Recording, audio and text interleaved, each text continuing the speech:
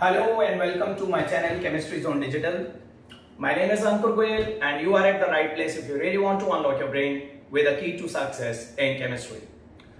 Students, this is lecture number 13 of electrochemistry, and in today's video lecture we are going to discuss an extremely important topic related to commercial cells, that is the fuel cells. But before we actually start with the discussion of these fuel cells, let me remind you once again that under the category of commercial cells, we have already discussed the primary cells and the secondary cells. Commercial cells students वो cells होते हैं जो portable electricity obtain करने के लिए use करे जाते हैं, और कमर्शियल सेल्स के अंदर प्राइमरी सेल्स उन्हें कहते हैं which are of single use, which cannot be recharged again, और सेकेंडरी सेल्स उन्हें कहते हैं जो रिचार्ज करे जा सकते हैं because their cell reactions are reversible. In my previous video lecture, I have already discussed the working of lead storage battery, which is a secondary cell. आज के इस वीडियो सेशन में हम कमर्शियल सेल्स की एक और सेपरेट कैटेगरी स्टार्ट करेंगे, which is called fuel cells. But before we actually discuss the working of these fuel cells, let us discuss कि what is the meaning of a fuel. सबसे पहले ये समझते हैं कि फ्यूल क्या होता है. You might have studied it in your lower classes कि fuel are the substances which upon combustion produce energy generally in the form of heat. Fuel ऐसे substances होते हैं जो combust करने पे, जो burn करने पे energy produce करते हैं, and that energy which is obtained in the form of heat is known as the calorific value of fuels. So आप सभी लोगों को मालूम है कि फ्यूल वो सब्सटेंस हैं जो कंबस्ट करने पे हीट एनर्जी प्रोड्यूस करते हैं, और फ्यूल के अंदर की ये एनर्जी उनकी कैलोरिफिक वैल्यू कहलाती है. अब फ्यूल सेल्स का बेसिस ये होता है कि फ्यूल सेल्स ऐसी डिवाइसेस हैं जिसमें हम एक ऐसा सर्किट बनाने की कोशिश करते हैं जिससे फ्यूल्स के अंदर की ये जो हिडन कैलोरिफिक वैल्यू है ये हमें हीट करके ऑब्टेन ना करनी पड़े, बल्कि ये इलेक्ट्रिसिटी की फॉर्म में डायरेक्टली ऑब्टेन हो जाए.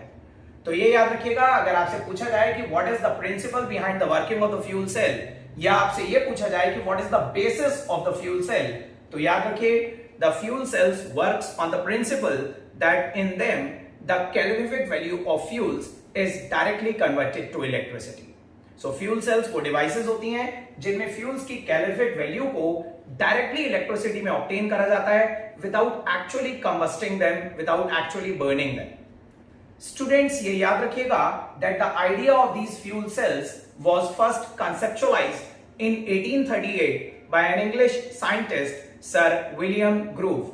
So William Groove was one of the scientists जिन्होंने 1838 में idea of fuel cells को conceptualize करा था. He even prepared a working model of those fuel cells, but उस समय 1838 में इस fuel cell को किसी commercial use में apply नहीं करा गया. However, the idea was conceptualized, even a working model was prepared. लेकिन for the first time, almost a century later, 1932 में fuel cells को पहली बार commercial use में तब लिया गया जब another English scientist, Sir Francis Bacon, Francis Thomas Bacon ने पहली बार hydrogen oxygen fuel cell invent करा. तब हमने उसे commercial use में अप्लाई करा. These hydrogen oxygen fuel cells, which were invented, which were developed by Francis Bacon in 1932, these were first commercially used in NASA space programs to generate power and electricity for various satellites and space shuttles. आज हम उसी hydrogen oxygen fuel cell की detailed working with its rough representation discuss करेंगे. So let's start with the discussion of hydrogen oxygen fuel cell. Students, hydrogen oxygen fuel cells की सबसे पहले specification देखिए. Within this fuel cell hydrogen gas act as anode, oxygen gas act as cathode, and electrolyte is generally an aqueous alkali. आप KOH भी ले सकते हैं, NaOH भी ले सकते हैं. So let's take aqueous KOH.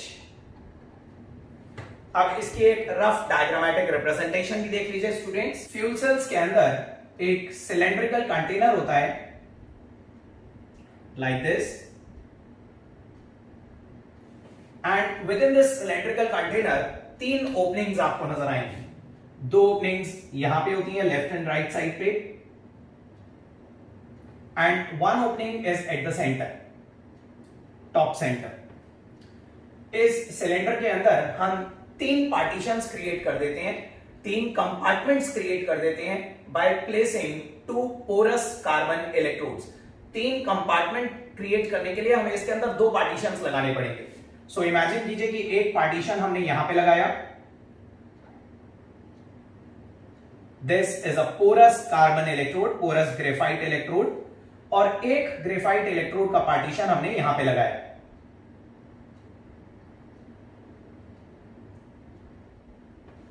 So these are the 2 partitions of porous graphite electrodes, porous carbon electrodes.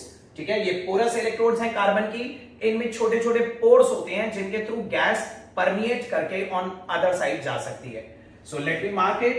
These are porous carbon electrodes. But ये याद रखिएगा स्टूडेंट्स कि these porous carbon electrodes are the inert electrodes. They will not directly participate in the reactions. इस cell के reactions में ये porous carbon electrodes participate नहीं करेंगी.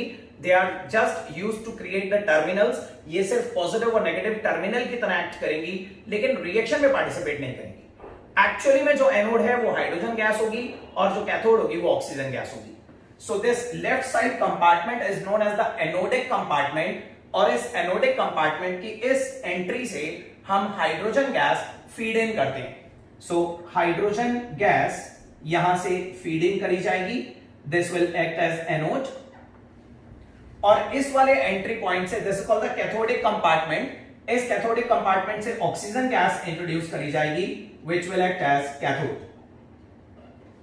पोरस कार्बन इलेक्ट्रोड्स में लेफ्ट वाली इलेक्ट्रोड क्योंकि एनोड है तो नेगेटिव टर्मिनल, राइट वाली कैथोड है द पॉजिटिव टर्मिनल.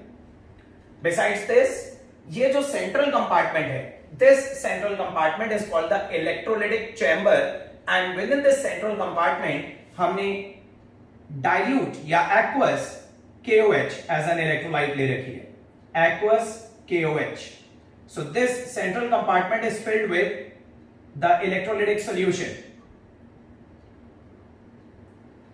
So बीच वाला कंपार्टमेंट एक इलेक्ट्रोलाइटिक चैम्बर है जिसके अंदर हमने aqueous solution of KOH या aqueous solution of NaOH as an electrolyte fill करी हुई है. So this is the rough representation of this fuel cell. अब हम देखते हैं कि इस fuel cell की वर्किंग क्या होती है. So students, as you can see in the diagram कि hydrogen is acting as an anode, और आपको पता है कि किसी भी सेल में the very first reaction occurs at anode.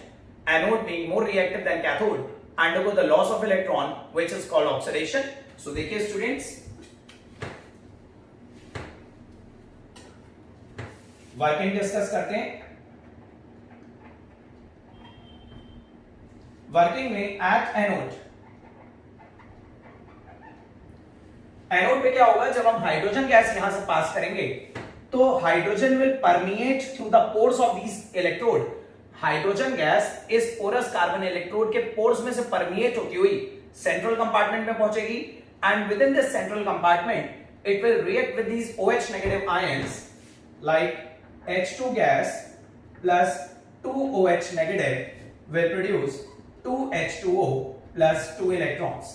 So this is a balanced chemical equation, and in this equation you can see कि hydrogen is undergoing the oxidation. Hydrogen electrolyte से मिलने वाले OH नेगेटिव आयंस के साथ react करके water produce करती है और इलेक्ट्रॉन्स जनरेट होते हैं. Now let us see the reaction of cathode. At cathode,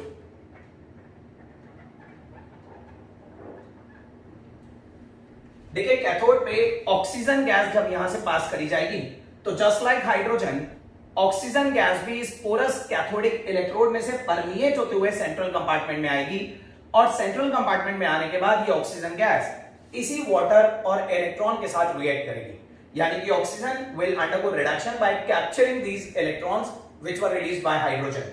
यानी कि oxygen gas will react with water and gain 4 electrons to produce 4 OH negative.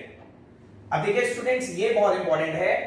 Anode पे हाइड्रोजन के ऑक्सीडेशन से 2 इलेक्ट्रॉन प्रोड्यूस हुए, लेकिन कैथोडिक रिएक्शन में ऑक्सीजन वाटर के presence में 4 इलेक्ट्रॉन गेन कर रहे हैं।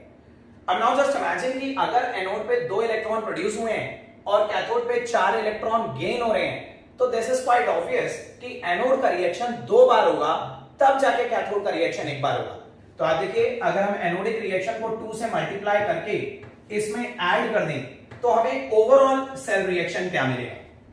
देखिए, ऊपर वाली इक्वेशन को जब हम 2 से मल्टीप्लाई करके इसमें ऐड करेंगे तो 2 into this 2OH negative will become 4OH negative, और ये 4OH negative इस 4OH negative से कैंसिल हो जाएंगे। इधर से ये 2 वाटर, इसमें से 2 वाटर से कैंसिल हो जाएंगे और हमारे पास नेट इक्वेशन बचेगी 2H2 gas plus O2 gas gives 2H2O gas. So this water is also produced in the form of gas, steam के फॉर्म में प्रोड्यूस होता है। This is the overall cell reaction of the fuel cell। आप देख सकते हैं बहुत ही simple सा रिएक्शन है।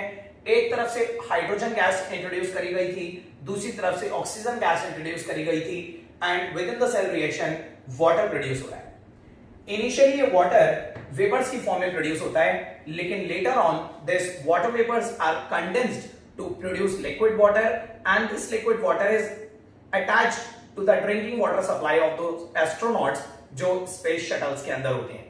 तो स्पेस शटल्स में, स्पेसशिप्स में जो एस्ट्रोनॉट्स होते हैं, उनकी ड्रिंकिंग वाटर सप्लाई में ही ये वाटर कंडेंस्ड करके ऐड कर दिया जाता है, because this is absolutely pure and drinkable water.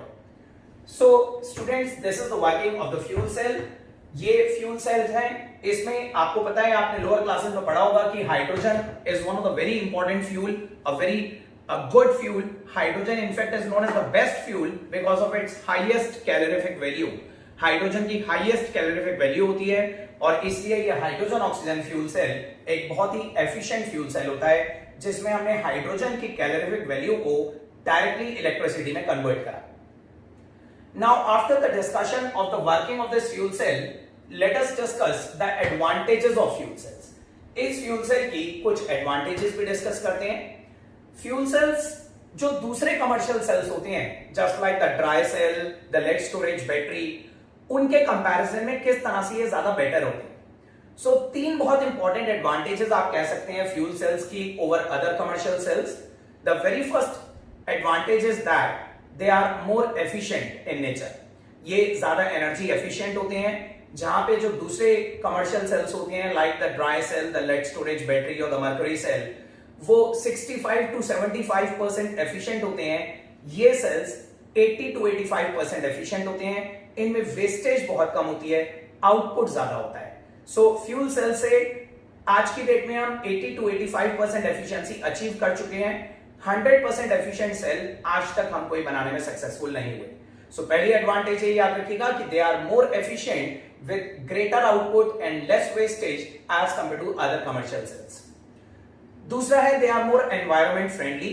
इनमें कोई ऑब्जेक्शनेबल बाय प्रोडक्ट्स नहीं प्रोड्यूस होते। आपको याद होगा कि ड्राई सेल की वर्किंग के टाइम पे ammonia as a by product produce हो रहा था, और अमोनिया को कंज्यूम करने के लिए हमने इलेक्ट्रोलाइट के अंदर ZnCl2 भी यूज करा था। उस तरह का कोई अनवांटेड, अनडिजायरेबल प्रोडक्ट यहां पे प्रोड्यूस नहीं होता। सिर्फ water as a by product produce हो रहा है और उस वाटर को भी यूज में लिया जा सकता है। कोई एनवायरमेंटल हैजर्ड इससे कॉज नहीं होगा, कोई CO2 एमिशंस नहीं होंगे। So that's why they are more environment friendly. और तीसरी इंपॉर्टेंट एडवांटेज ये है कि there are no electrodes to be replaced again and again, and the electrolyte is also not to be refilled again and again. ज्यादातर जो commercial cells होते हैं उसमें आप देखते हैं कि जो एनोड होती है वो टाइम के साथ साथ डिकम्पोज होती जाती है, डिग्रेड होती जाती है, एंड कुछ टाइम बाद या तो हमें एनोड को रिप्लेस करना पड़ता है या हमें सेल को ही बदलना पड़ता है। लेकिन इस केस में आप देख सकते हैं कि these are the porous carbon electrodes. ये रिएक्शन में डायरेक्टली पार्टिसिपेट नहीं कर रही, तो ये इंटैक्ट रहेंगी।